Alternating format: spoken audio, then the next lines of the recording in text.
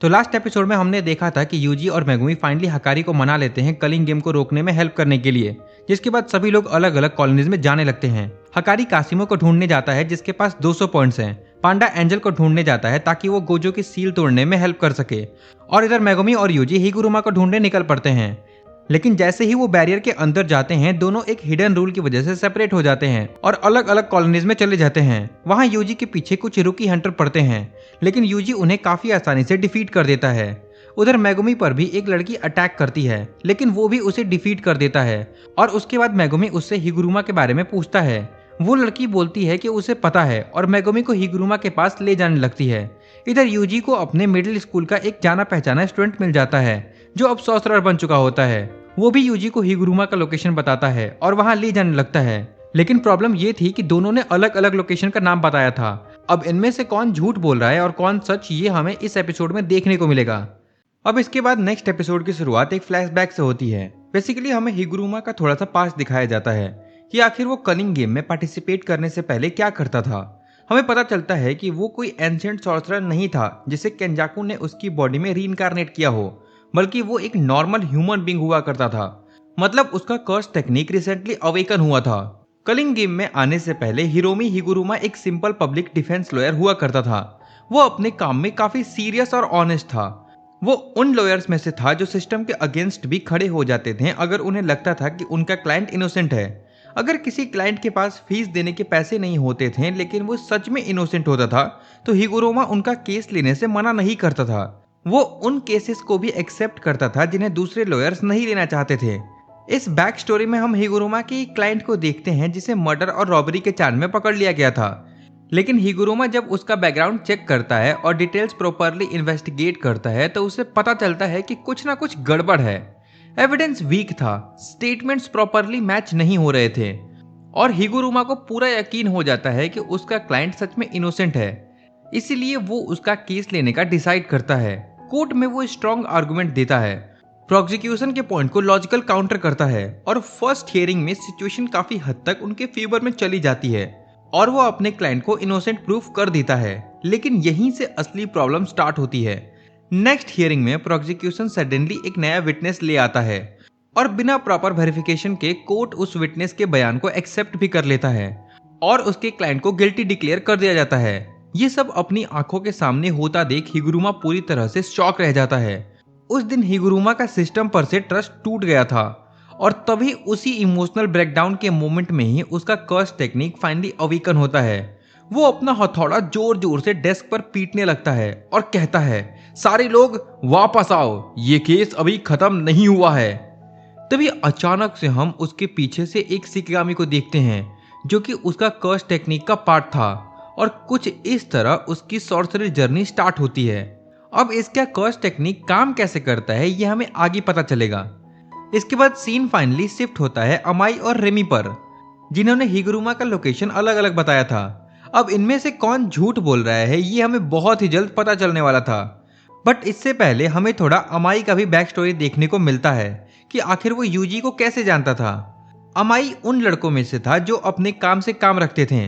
मतलब अगर उनके सामने कोई वीक स्टूडेंट को बुली भी करता था तो वो कुछ नहीं करता था, बस साइड से निकल जाता था।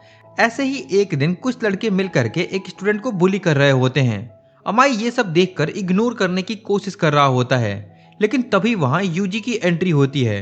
अमाई को लगता है कि एक और इडियट आ गया बुली होने, लेकिन यूजी बिना हेजिटेट किए सीधा उन बुलिस के साथ फाइट करता है और उनको इजीली डिफीट कर देता है। और सबसे इम्पोर्टेंट बात, वो उस वीक स्टूडेंट को बचाने के लिए कोई क्रेडिट लेने की भी कोशिश नहीं करता।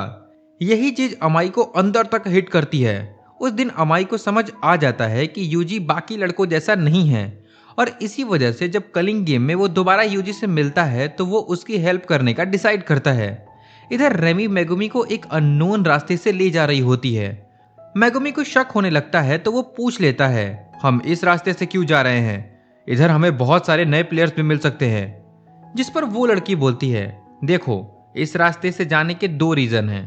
पहला तो ये कि मुझे यही रास्ता पता है, और दूसरा कि मेरा बेस इधर ही पड़ता है, तो मैं शावर लेने का सोच रही हूँ। मैं पिछले 2 दिन से रेस्ट नहीं कर पाई हूँ। मेगुमी को अब भी विश्वास नहीं होता, लेकिन वो उसके पीछे जाने लगता है। इधर हम अमाई को देखते हैं जो यूजी को एक थिएटर के पास लेकर आया होता है और कहता है कि हिगुरुमा का बेस यही है। यूजी उसको थैंक यू बोलता है और बिना टाइम वेस्ट किए उस थिएटर में जाने लगता है। ये देखकर अमाई भी लाइक, अरे भाई रुक जा, इतनी भी क्या जल्दी है, कुछ प्लान वगैरह बना ले, वो काफी डेंजरस बंदा है, उसने उस पंखे वाले आदमी को जो मेरा पार्टनर था उसको भी बुरी तरह पीटा था। यूजी बोलता है, उसको तो मैंने भी पीटा था, तुम चिंता मत करो, मैं फाइट करने नहीं जा रहा हूँ, मुझे बस हिगुरुमा से कुछ बातें करनी है। और इतना बोलकर के वो अंदर चला जाता है। अमाई भी लाइक, ये बंदा कभी नहीं सुधरेगा। उधर हम देखते हैं कि रेमी मेगुमी को धोखा दे देती है। वो उसे एक रेजी नाम के सॉर्सरर के पास ले जाती है जो उसका पार्टनर था। मेगुमी पूछता है, क्या तुम हिगुरुमा हो? रेजी बोलता है, हिगुरुमा? मैं तो रेजी हूँ, लगता है उस लड़की ने अभी अभी तुम्हारा काट दिया। ये सुनते ही मेगुमी रेमी को खतरनाक डेथ स्टेयर देता है।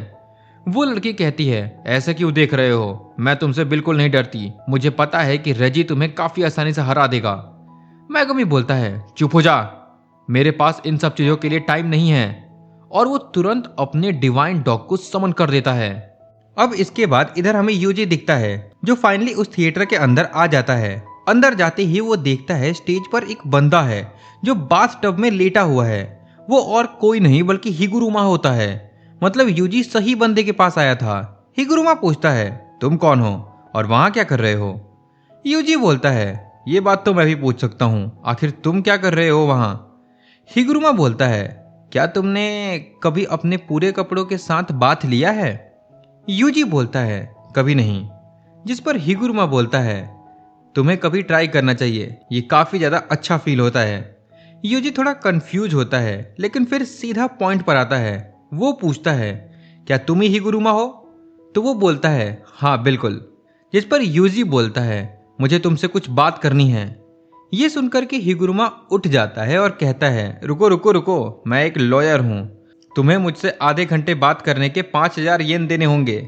ये सुनकर के यूजी भी लाइक, हमने गरीबी देखी है। लेकिन हिगुरुमा हंसने लगता है और कहता है, चिल, मजाक कर रहा हूं, मैं हमेशा से ये लाइन बोलना चाहता था बाकी लॉयर्स की तरह। यूजी सीरियस होकर बोलता है, तुम्हारे पास 100 पॉइंट्स है ना?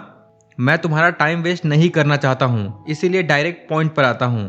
हम लोग इस कलिंग गेम को स्टॉप करना चाहते थे, मुझे पता है कि हम ऐसा नहीं कर सकते, इसलिए हम कोई ऐसा रूल ऐड करवाना चाहते हैं जिसकी वजह से ये अननेसेसरी किलिंग जो हो रही है उसे किसी तरह स्टॉप किया जा सके, या फिर जो प्लेयर्स ना चाहते हुए पार्टिसिपेट कर रहे हैं वो कम से कम बाहर जा सकें।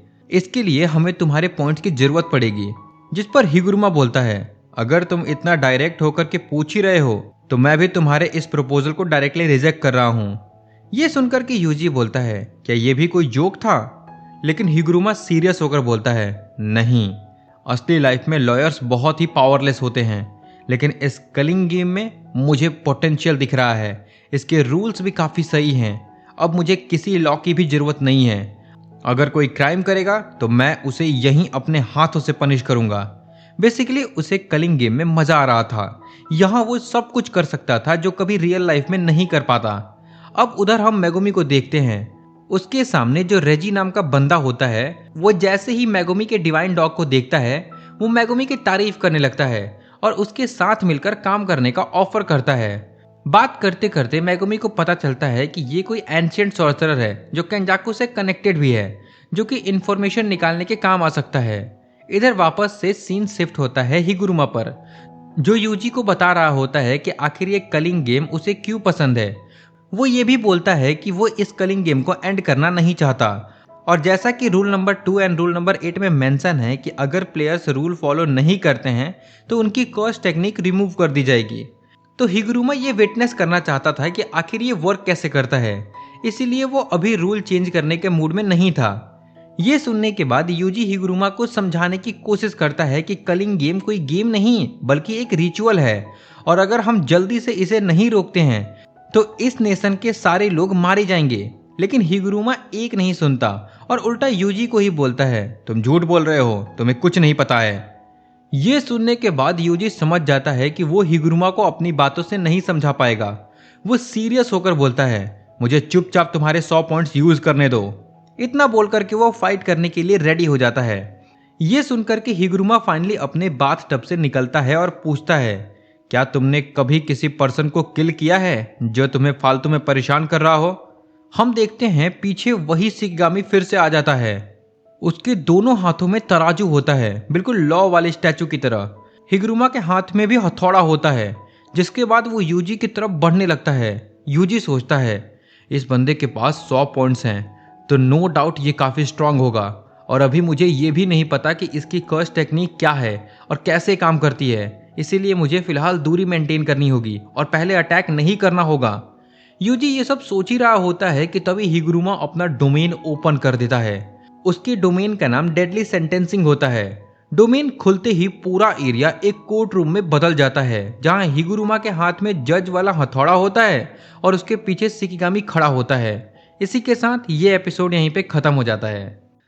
अब नेक्स्ट एपिसोड में हमें यूजी और हिगुरुमा का बैटल देखने को मिलेगा, जो कि काफी मजेदार होने वाला है। तो मेक श्योर अगर आपने सब्सक्राइब नहीं किया हो तो कर लेना, ताकि मिस ना हो जाए। बाकी अगर ये एपिसोड देखकर मजा आया हो तो लाइक कमेंट सब्सक्राइब करना मत भूलना। And for solo levelling fans, I am sorry, बीच में वीडियोस अपलोड नहीं कर पाया कुछ पर्सनल इश्यूज की वजह से, बट डोंट वरी, बहुत जल्द वो भी आएगा। तो बस थोड़ा और वेट कर लो। टिल देन मिलते हैं नेक्स्ट वीडियो में। बाय।